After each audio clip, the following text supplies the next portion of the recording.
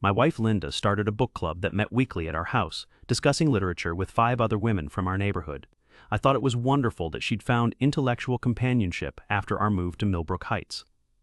But when I came home early from a business trip and heard them through the window, they weren't discussing novels.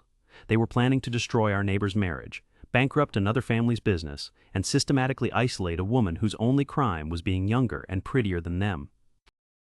They thought I was the oblivious husband who'd never discover their true agenda. Instead, they were about to learn that some people pay very close attention when their home becomes headquarters for coordinated destruction.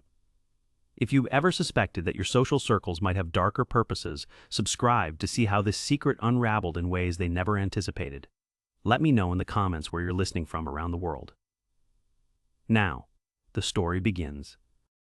Linda's enthusiasm about starting a book club had seemed like exactly the kind of intellectual and social engagement she'd needed since we'd moved to Millbrook Heights 18 months earlier, leaving behind the urban environment where she'd thrived professionally before my promotion had required relocation to suburban Connecticut.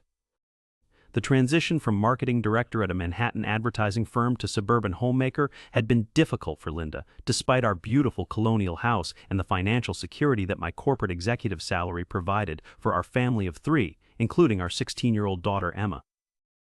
"Robert, I've found 5 women in the neighborhood who want to form a serious literary discussion group," Linda had announced 6 months ago with the kind of excitement I hadn't seen since her departure from professional life.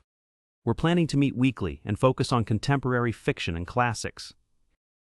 Linda's book club had seemed like perfect solution to the social isolation and intellectual stagnation she'd been experiencing in suburban life that offered material comfort but limited opportunities for the kind of stimulating conversation and professional collaboration she'd enjoyed during her Manhattan career. The 5 women Linda had recruited for her book club were all accomplished professionals who'd made similar transitions from urban careers to suburban homemaking. Margaret Chen, a former federal prosecutor, Patricia Williams, who'd been a hospital administrator, Susan Davis, previously a financial advisor, Catherine Moore, a former university professor, and Diana Foster, who'd worked in corporate human resources. Their weekly Wednesday evening meetings had become the highlight of Linda's social calendar, with elaborate preparations that included carefully selected wines, gourmet appetizers, and detailed discussion guides that demonstrated serious commitment to literary analysis and intellectual engagement. I'd been genuinely pleased about Linda's book club because it provided her with the kind of intellectual stimulation and female friendship that had been missing from suburban life that emphasized family activities and neighborhood social events rather than professional achievement and career development.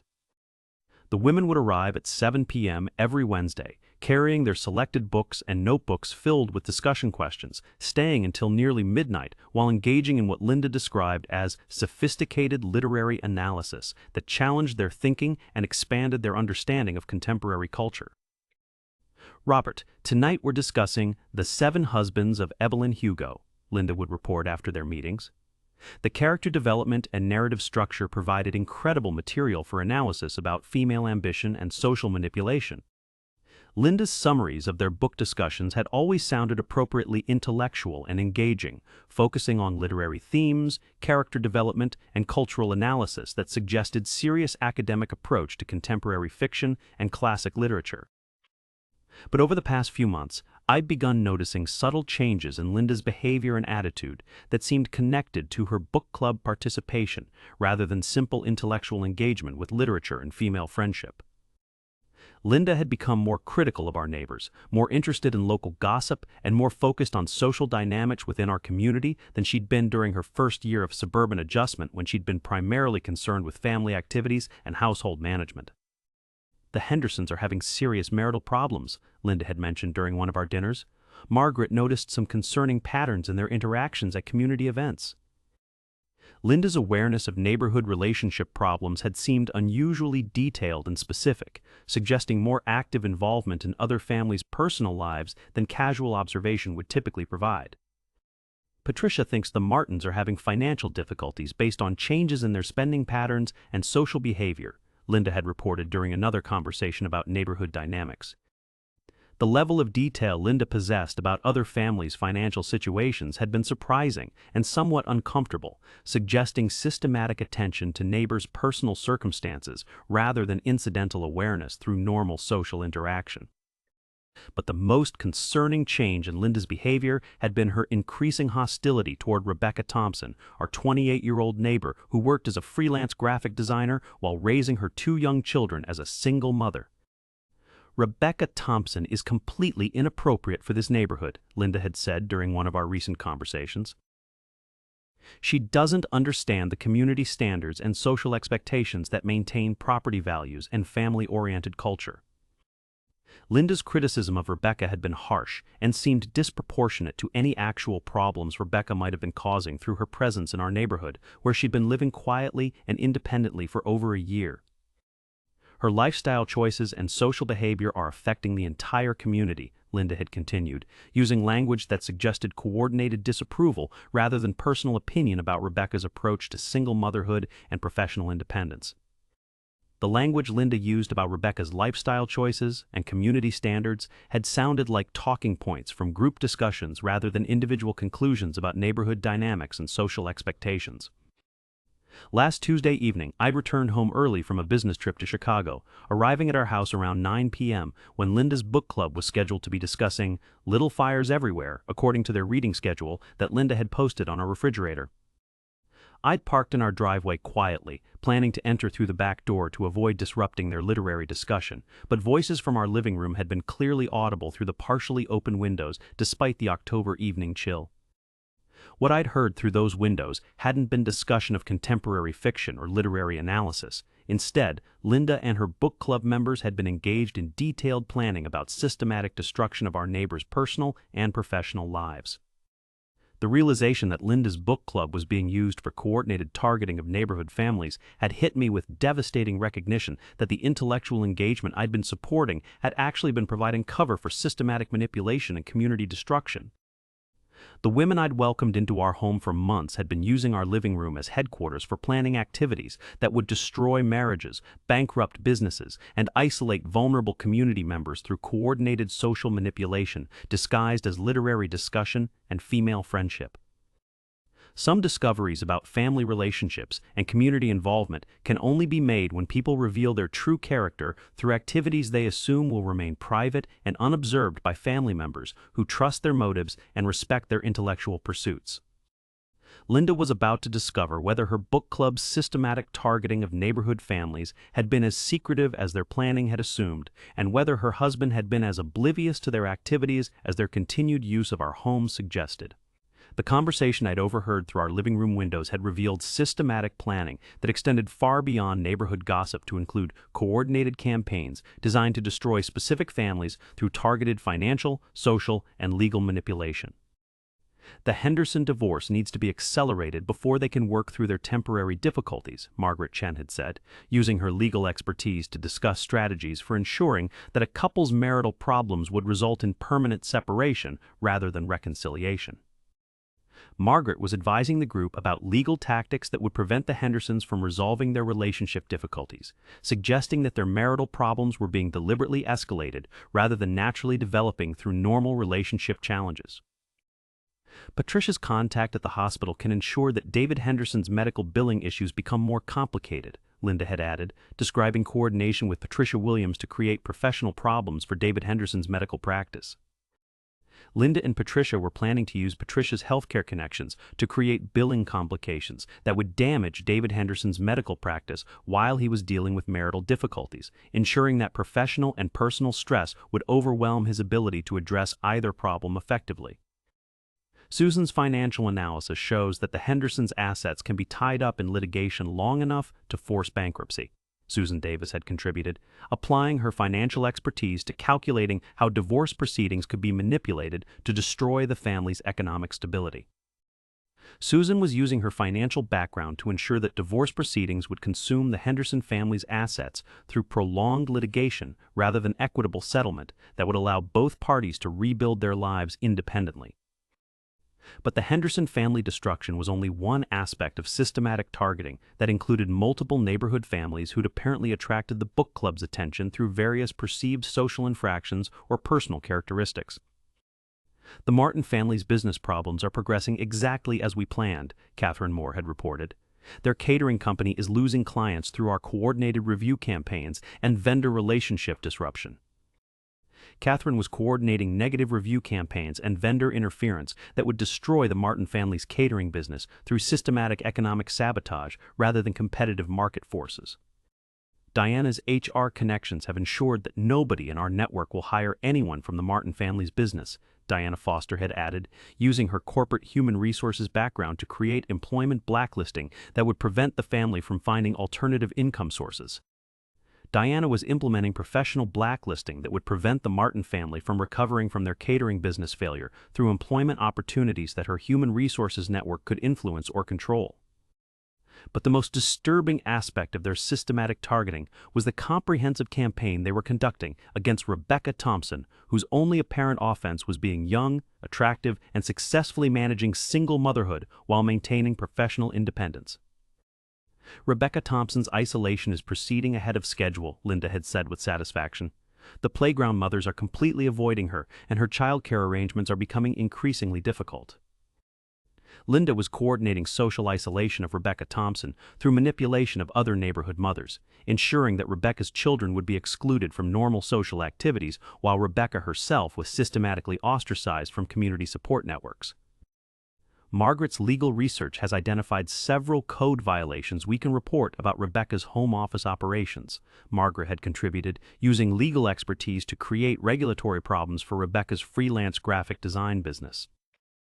Margaret was researching ways to use municipal regulations to disrupt Rebecca's home-based business through code violation reports that would create legal complications and potential fines for normal freelance professional activities.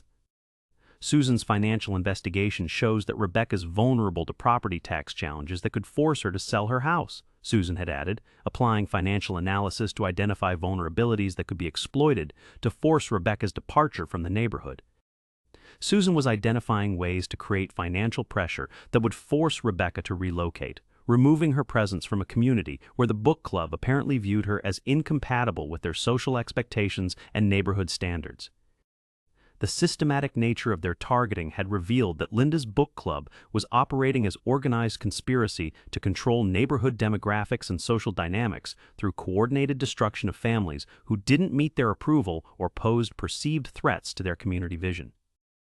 Patricia's healthcare connections can ensure that Rebecca's children face additional scrutiny from social services, Patricia had suggested, proposing to use child welfare investigations as weapons against single motherhood that met their disapproval. Patricia was suggesting the use of false child welfare reports to harass Rebecca through government investigation that would create stress and potential legal complications for successful single parenting that challenged their assumptions about family structure. The conversation had continued for over an hour, with detailed planning about timing, coordination, and resource allocation for campaigns designed to destroy multiple families through systematic manipulation of legal, financial, social, and professional systems. But what had been most disturbing about their planning was the casual tone they'd used while discussing activities that would devastate people's lives, treating systematic destruction like intellectual exercise rather than acknowledging the human cost of their coordinated manipulation.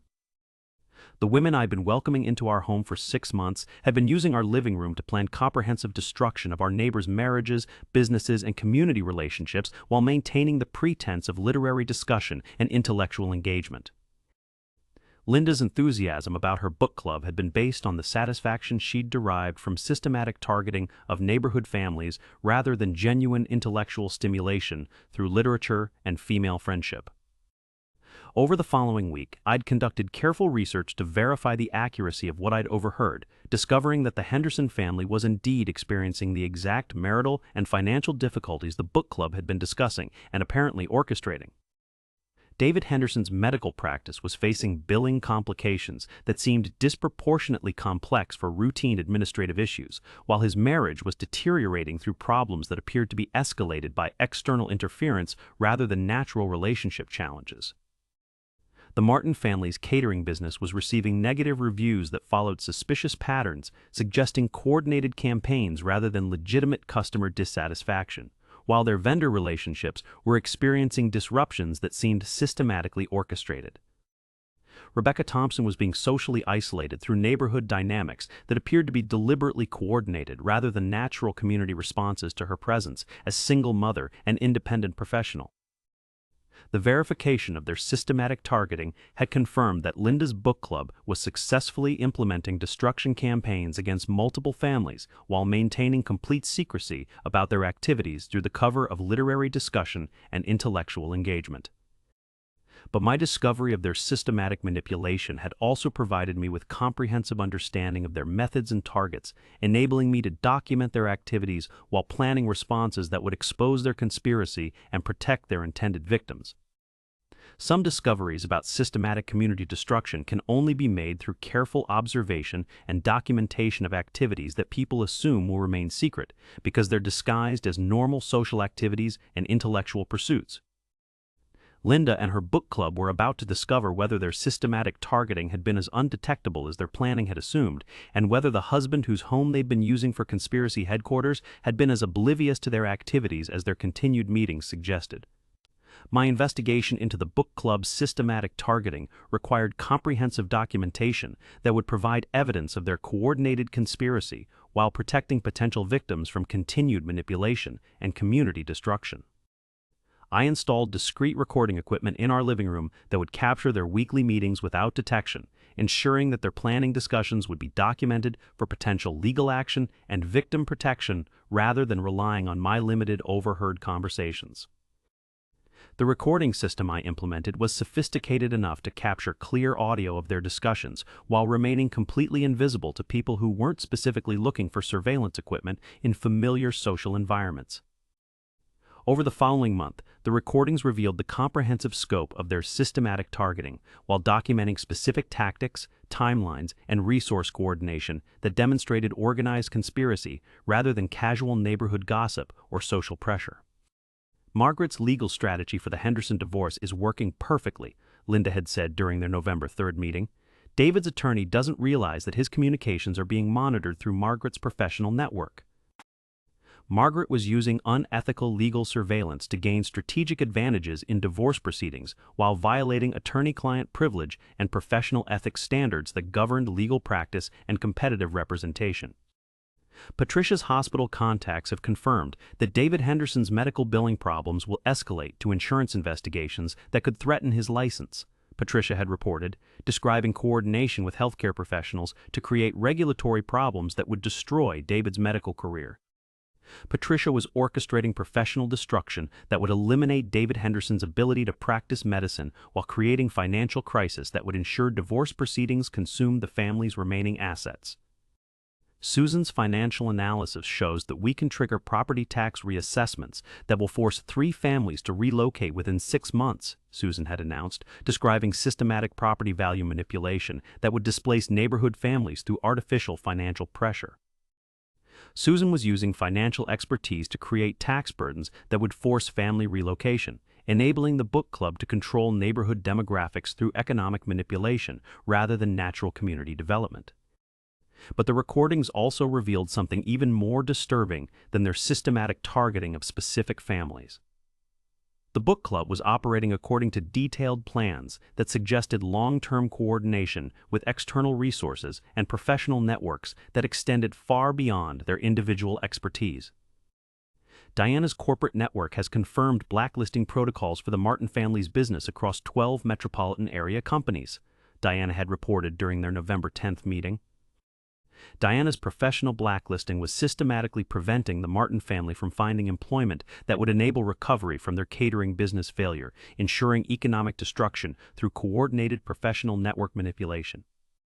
Catherine's academic contacts have initiated reputation damage campaigns that will affect Rebecca Thompson's graphic design client relationships, Catherine had added, using university connections to create professional problems for Rebecca's freelance business. Catherine was coordinating reputation attacks that would destroy Rebecca's professional credibility while isolating her from client networks that provided income for single motherhood and independent living. But the most disturbing revelation from the recordings was the discovery that Linda and her book club members were being coordinated by someone outside their immediate group who was providing strategic guidance and resource access for their systematic targeting campaigns. Our coordinator confirms that the next phase involves media manipulation that will create public pressure for municipal action against targeted families, Linda had announced during their November 17th meeting. Their systematic targeting was being guided by external coordination that provided access to media manipulation and municipal pressure tactics that individual neighborhood women wouldn't normally possess or understand how to implement effectively. The coordinator's legal resources will ensure that any complaints about our activities are dismissed through professional network influence, Margaret had added, describing legal protection that would prevent accountability for their systematic destruction campaigns. The external coordinator was providing legal immunity that would protect the book club members from consequences while enabling escalation of their targeting to include public pressure and municipal action against neighborhood families. The recordings had documented not only systematic targeting of neighborhood families, but also coordination with external resources that suggested professional organization rather than amateur neighborhood conspiracy implemented by suburban homemakers with too much time and social resentment. But my documentation of their activities had also revealed specific timelines and target lists that would enable me to warn potential victims while preparing comprehensive evidence for law enforcement investigation of organized conspiracy and systematic harassment. The book club's targeting list included 12 neighborhood families who'd been selected for destruction based on characteristics that offended their social expectations: single mothers, interracial couples, families with non-traditional employment, and people whose lifestyles didn't conform to their vision of appropriate suburban community standards. Rebecca Thompson was their primary target, but the comprehensive destruction they were planning would affect dozens of adults and children whose only offense was living in a neighborhood where Linda's book club had decided to implement systematic social engineering through coordinated manipulation and professional destruction. The recordings had provided definitive evidence that Linda's intellectual engagement and female friendship had been based on satisfaction derived from systematic destruction of our neighbors' lives rather than genuine interest in literature or community building. My wife had been using our home as headquarters for organized conspiracy that violated basic principles of community responsibility and human decency while maintaining the pretense of literary discussion and social activity. But my documentation of their systematic targeting had also provided me with comprehensive evidence that would enable law enforcement investigation while protecting potential victims from continued manipulation and community destruction. The decision I faced was whether to confront Linda directly about her participation in systematic targeting, or whether to report their organized conspiracy to law enforcement authorities who could investigate their activities and provide protection for their intended victims. Either approach would end Linda's book club while exposing systematic manipulation that had been disguised as intellectual engagement and female friendship. But the scope of their targeting suggested that comprehensive intervention was necessary to protect multiple families from continued destruction.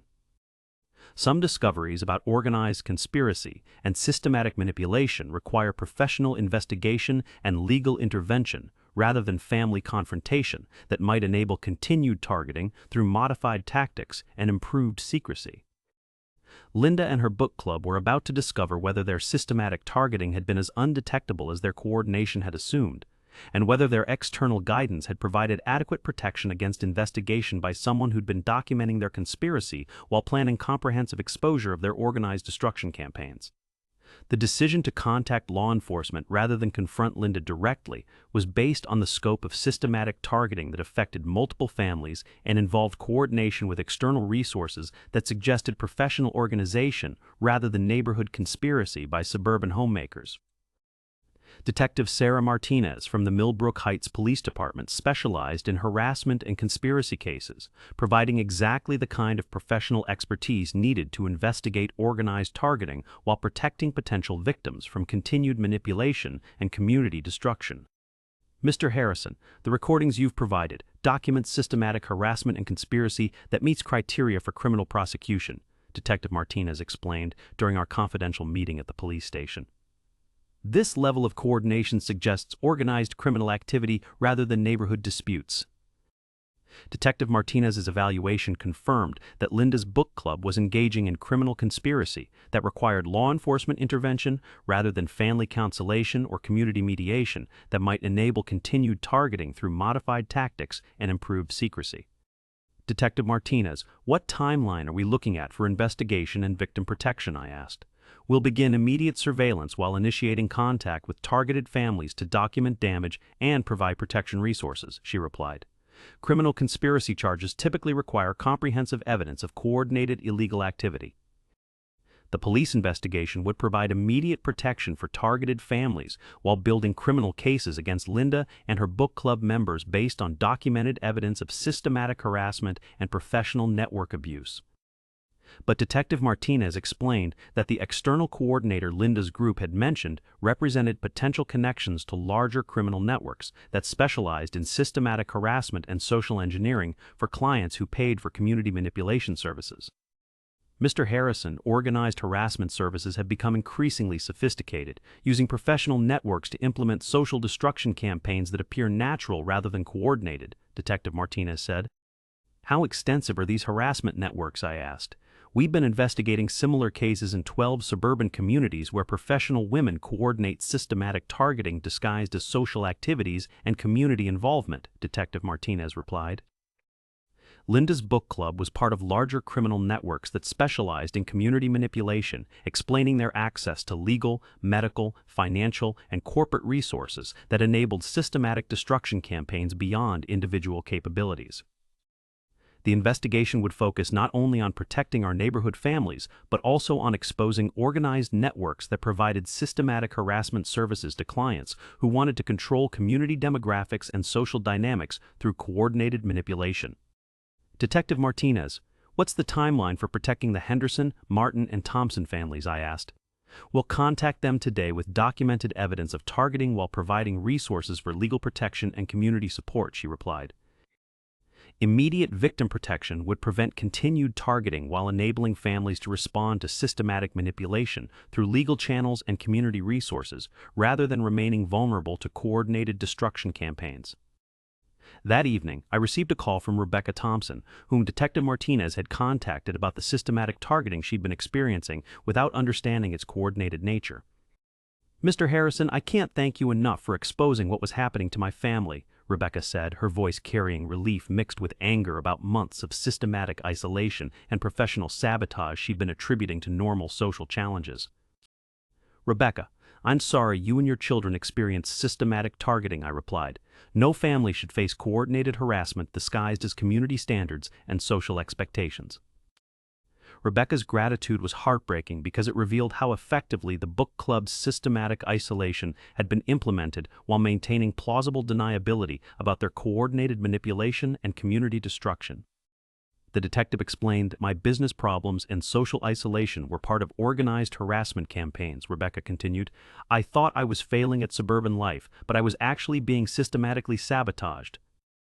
Rebecca's experience demonstrated how effectively organized harassment campaigns could destroy people's confidence and community relationships while maintaining the appearance of natural social dynamics rather than coordinated manipulation. The psychological impact of systematic targeting extended beyond immediate financial and social damage to include self-doubt and isolation that prevented victims from recognizing coordinated harassment or seeking appropriate protection and legal remedies. Wednesday evening, Linda prepared for her regular book club meeting with the same enthusiasm she'd demonstrated for 6 months, completely unaware that law enforcement surveillance was documenting their systematic targeting while building criminal cases against each participant. Robert, tonight we're discussing The Silent Patient, Linda announced as she arranged wine and appetizers for what would be the final meeting of her systematic harassment conspiracy disguised as literary discussion and intellectual engagement. Linda's excitement about her book club meeting was based on anticipation of continued planning for community destruction rather than genuine interest in contemporary fiction or female friendship that respected community relationships and family welfare. At 7 p.m., Margaret, Patricia, Susan, Catherine, and Diana arrived for their weekly meeting, carrying books they wouldn't discuss and notebooks filled with targeting strategies rather than literary analysis and discussion questions. The surveillance equipment I'd installed captured their entire conversation as they planned escalated harassment campaigns, while Detective Martinez coordinated with federal investigators who'd been tracking organized harassment networks across multiple suburban communities. The Henderson divorce proceedings are accelerating perfectly, Margaret reported during what she didn't realize was her final strategy session. David's medical practice will face license review within 2 weeks. Margaret's satisfaction about professional destruction revealed the depth of systematic planning while providing law enforcement with documented evidence of coordinated harassment and professional network abuse. Rebecca Thompson's isolation campaign has succeeded beyond expectations, Linda added with pride. Her children are completely excluded from community activities, and her business-client relationships are deteriorating rapidly. Linda's pride in systematic destruction of single motherhood and professional independence demonstrated character deficits that had made organized harassment seem appropriate and satisfying rather than recognizing its violation of basic community responsibility and human decency. But their planning session was interrupted when Detective Martinez and 4 officers entered our living room with arrest warrants and comprehensive evidence of systematic harassment conspiracy that would end their targeting campaigns permanently. Linda Harrison, Margaret Chen, Patricia Williams, Susan Davis, Catherine Moore, and Diana Foster, you're under arrest for conspiracy, harassment, and organized criminal activity, Detective Martinez announced. The shock on Linda's face as she processed that her systematic targeting had been discovered and documented by law enforcement was complete and devastating, revealing her assumption that organized harassment would remain undetected indefinitely. Her book club members experienced similar shock as they understood that their coordination had been under surveillance while they'd been assuming complete secrecy for activities they'd disguised as literary discussion and intellectual engagement. You have the right to remain silent, Detective Martinez continued, reading Miranda rights to 6 women who'd been using our living room to plan systematic destruction of our neighbors' lives while maintaining pretenses of community involvement and social responsibility. The arrest of Linda's book club in our home provided perfect demonstration that organized harassment attracted law enforcement investigation regardless of professional credentials or social respectability of people who participated in systematic targeting and community destruction. But their arrests were only the beginning of comprehensive consequences that would follow them through criminal prosecution while exposing organized networks that specialized in community manipulation and social engineering disguised as normal suburban social activities. Some discoveries about organized harassment and community manipulation require law enforcement intervention that ensures systematic targeting faces criminal consequences while protecting vulnerable families from continued destruction through coordinated professional network abuse. Linda and her book club had learned that systematic harassment attracts federal investigation when it involves organized networks and professional credential abuse, regardless of suburban respectability or intellectual pretenses that disguise criminal conspiracy as social activity. The federal investigation that followed Linda's arrest revealed systematic harassment networks operating in 37 suburban communities across 12 states, coordinated by organized crime services that specialized in community manipulation for clients who paid substantial fees for social engineering and demographic control. Mrs. Harrison and her associates were part of organized criminal networks that provide systematic harassment services to clients who want to control neighborhood demographics and social dynamics, federal prosecutor Janet Stevens explained during the press conference that exposed their conspiracy. Linda's book club had been part of comprehensive criminal enterprises that generated millions of dollars annually through systematic harassment campaigns disguised as community standards enforcement and social pressure from concerned residents. The federal investigation revealed that their external coordinator was Vincent Petrosky, who operated Community Solutions LLC, a company that marketed neighborhood improvement services while actually providing systematic harassment campaigns for clients who paid $50,000 per target family. Community Solutions LLC generated over $12 million last year, providing harassment services to wealthy clients who wanted specific families removed from their communities, Prosecutor Stevens reported. The scope of organized harassment was staggering, involving hundreds of professional women who'd been recruited through social activities and community involvement to implement targeting campaigns while believing they were protecting neighborhood standards and family values. Linda and her book club members each faced federal charges including conspiracy, harassment, racketeering, and professional license fraud for using their credentials to facilitate systematic destruction while maintaining respectable facades as community leaders and professional women. Linda Harrison faces 15 to 20 years in federal prison, plus complete asset forfeiture and professional license revocation, Prosecutor Stevens announced. Federal sentences and asset forfeiture would ensure that systematic harassment faced consequences that reflected its organized criminal nature while preventing future targeting through professional network abuse and community manipulation. But the criminal prosecution was only one aspect of comprehensive consequences that would destroy Linda's social relationships, professional reputation, and community standing while ensuring that organized harassment faced systematic exposure and accountability. The Martin family's catering business had recovered completely after federal investigation eliminated coordinated review campaigns and vendor interference, demonstrating how quickly systematic harassment damage could be reversed when criminal coordination was exposed and prosecuted. The systematic harassment we experienced nearly destroyed our business and our family's financial security, David Martin said during the victim impact testimony that documented the human cost of organized targeting and community manipulation. The Henderson family had avoided divorce after federal investigation revealed that their marital problems had been systematically escalated through professional network manipulation and legal interference that violated attorney ethics and healthcare professional standards. We nearly lost our marriage and my medical practice because of systematic harassment disguised as community concern, Dr. David Henderson testified. Rebecca Thompson had experienced complete social rehabilitation after federal investigation exposed the systematic isolation campaigns while enabling her to rebuild professional relationships and community connections that had been destroyed through coordinated targeting. I was blamed for problems that were actually caused by organized harassment, Rebecca said during testimony that revealed how effectively systematic targeting could disguise criminal coordination as natural social dynamics and community standards enforcement. But the most significant outcome of federal investigation was the exposure of organized harassment as widespread criminal enterprise that affected thousands of families across suburban communities, where professional women implemented targeting campaigns while believing they were protecting neighborhood values and social stability. The federal investigation had identified over 400 women who'd participated in systematic harassment networks while thinking they were engaged in community improvement and social responsibility rather than criminal conspiracy that violated basic principles of human decency and community welfare. Many participants believed they were protecting their communities from inappropriate influences rather than understanding they were implementing systematic harassment for criminal organizations, Prosecutor Stevens explained.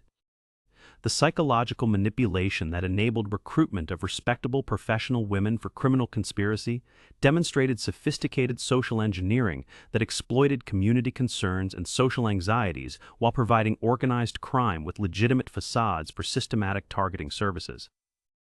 6 months after Linda's arrest, our family had relocated to Massachusetts where Emma could complete her senior year of high school without continued association with systematic harassment that had destroyed our community relationships and social standing.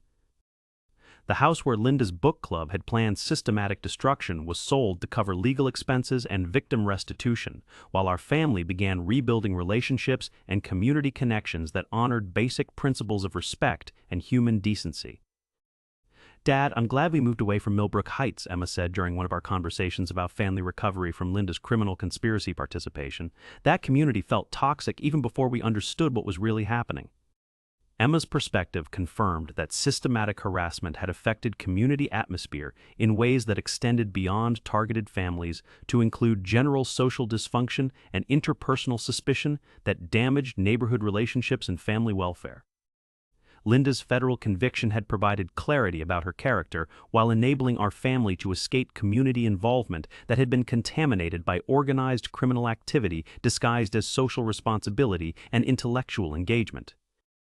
But Linda's criminal conspiracy participation had also demonstrated how suburban social pressures and professional network access could be exploited by organized crime to implement systematic harassment while maintaining respectable facades and community standing. The divorce proceedings that followed Linda's conviction included complete asset division and custody arrangements that protected Emma from continued association with criminal activity while ensuring that Linda faced comprehensive consequences for organized harassment participation.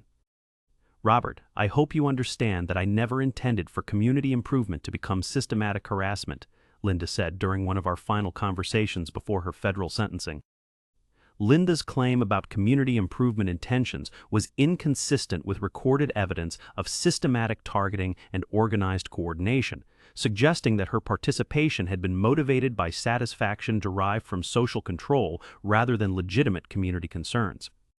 But Linda's education about consequences for organized harassment would continue through federal imprisonment that ensured systematic targeting faced punishment that reflected its criminal nature while protecting vulnerable communities from continued manipulation and social engineering. Some discoveries about organized crime and community manipulation require federal investigation that exposes systematic harassment as criminal enterprise while ensuring that respectable facades don't protect people who participate in coordinated destruction of family welfare and community relationships. Linda had learned that systematic harassment attracts federal prosecution regardless of professional credentials or community standing, while organized targeting requires consequences that reflect its criminal impact on vulnerable families and social stability. 2 years after Linda's federal conviction for systematic harassment conspiracy, our family had established new community relationships in Brookfield, Massachusetts, where genuine social activities and intellectual engagement occurred without criminal coordination or organized targeting of vulnerable families. Emma had graduated from Brookfield High School with academic honors and community service recognition, demonstrating resilience and character development that honored basic principles of human decency and community responsibility rather than reflecting the toxic social dynamics we'd escaped.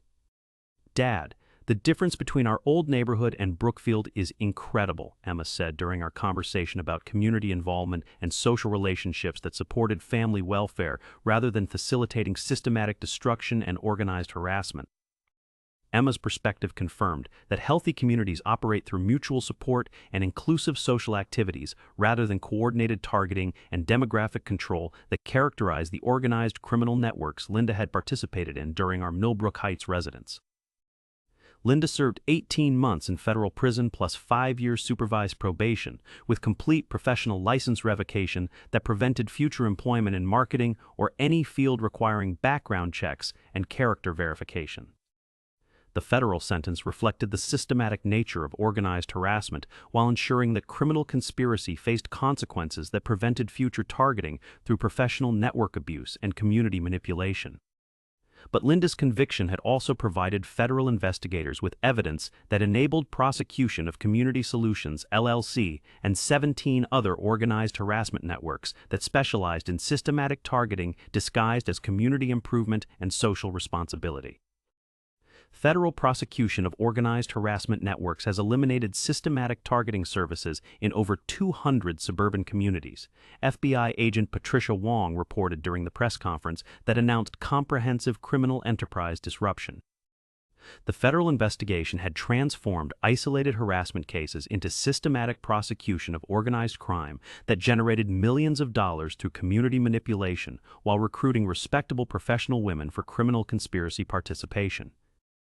Vincent Petrowski, the coordinator of Community Solutions LLC, received 23 years in federal prison plus asset forfeiture that consumed his criminal enterprise profits while compensating victims of systematic harassment and community destruction. Petrowski's organization represented sophisticated criminal coordination that exploited suburban social dynamics and professional networks to implement harassment campaigns for wealthy clients, Agent Wong explained. The prosecution of organized harassment networks had revealed systematic criminal exploitation of community concerns and social anxieties while providing law enforcement with comprehensive understanding of how legitimate social activities could be corrupted for systematic targeting and demographic control. 3 years after escaping Millbrook Heights, I established the Harrison Foundation for Community Protection, using money recovered through Linda's asset forfeiture to fund education about detecting and preventing systematic harassment disguised as social activities and community improvement. Mr. Harrison, your foundation has educated over 600 families about recognizing organized targeting while providing communities with resources for preventing systematic harassment and protecting vulnerable residents, the foundation director reported. The foundation provided exactly the kind of community education that could have prevented our family's involvement in systematic harassment if such resources had been available when Linda had been recruited for criminal conspiracy through normal social activities and intellectual engagement. The educational programs focused on distinguishing between legitimate community concerns and organized targeting, while providing law enforcement training about detecting systematic harassment networks that operated through professional credentials and social respectability. 4 years after Linda's conviction, Rebecca Thompson had rebuilt her graphic design business into a successful operation, serving clients across New England while maintaining strong community relationships that supported her family's social integration and professional development. Mr. Harrison, your intervention saved my family from systematic destruction that could have forced us into poverty and social isolation, Rebecca said, during our annual foundation meeting where victims shared their recovery experiences. Rebecca's professional success and community integration demonstrated how quickly systematic harassment damage could be reversed when criminal coordination was exposed and prosecuted while providing vulnerable families with protection and legal remedies. The Henderson family had strengthened their marriage through counseling that addressed the external manipulation they'd experienced, while Dr. Henderson had rebuilt his medical practice with improved understanding of professional network vulnerabilities and protective measures. Systematic harassment nearly destroyed our marriage and my career before we understood that our problems were being deliberately escalated by organized criminal activity, Dr. Henderson testified. The Martin family had expanded their catering business into regional success while developing community relationships based on mutual support rather than coordinated targeting and social manipulation that characterized organized harassment networks. 5 years after Linda's arrest, our daughter Emma was completing her psychology degree with specialization in community mental health and social dysfunction, applying her family experience with systematic harassment to professional education that would help other families recognize and respond to organized targeting. Dad, understanding how systematic harassment affects community relationships has given me perspective that will help families protect themselves from organized manipulation, Emma said during her graduation celebration. Emma's career development honored our family's recovery from systematic harassment while ensuring that future generations would benefit from education about detecting and preventing organized targeting disguised as social responsibility and community improvement. 6 years after Linda's conviction, Millbrook Heights had been transformed into a genuinely supportive community through comprehensive education about systematic harassment while implementing protective measures that prevented organized targeting and demographic manipulation. The Harrison Foundation's community education has eliminated systematic harassment while enabling residents to develop healthy social activities that support family welfare rather than facilitating organized targeting, the new community director reported. The community transformation demonstrated how systematic harassment could be replaced with genuine social responsibility and inclusive activities that honored basic principles of human decency and mutual support rather than coordinated destruction and demographic control. Linda's systematic harassment had been converted into comprehensive education about community protection while ensuring that organized targeting faced criminal consequences that reflected its violation of family welfare and social stability. The book club that had been used for coordinated destruction had been transformed into resources that protected vulnerable families while promoting intellectual engagement and social activities that strengthened community relationships rather than facilitating systematic harassment and organized manipulation. Some betrayals by family members can be transformed into protection for others through comprehensive education and criminal prosecution that ensures systematic harassment faces appropriate consequences while preventing future targeting through community awareness and law enforcement training. Linda had learned that organized harassment attracts federal investigation and community accountability that extends far beyond individual legal consequences, to include systematic prosecution of criminal networks and comprehensive education that protects vulnerable families from continued manipulation. The education had been expensive but transformative, worth every relationship sacrificed and every community connection rebuilt to teach it properly.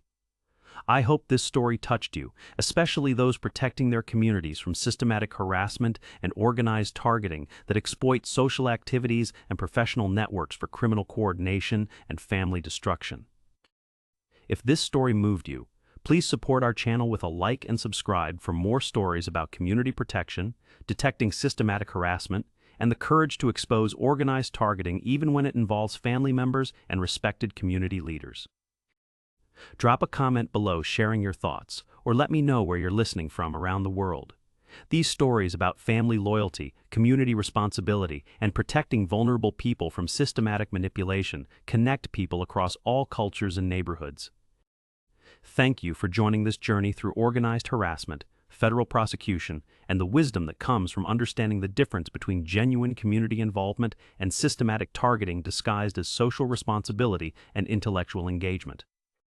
Until next time, remember, the most valuable lesson isn't about social activities or community standards, but about recognizing when normal interactions become systematic harassment, and having the courage to protect vulnerable families even when exposure requires confronting organized criminal networks that operate through professional respectability and community standing.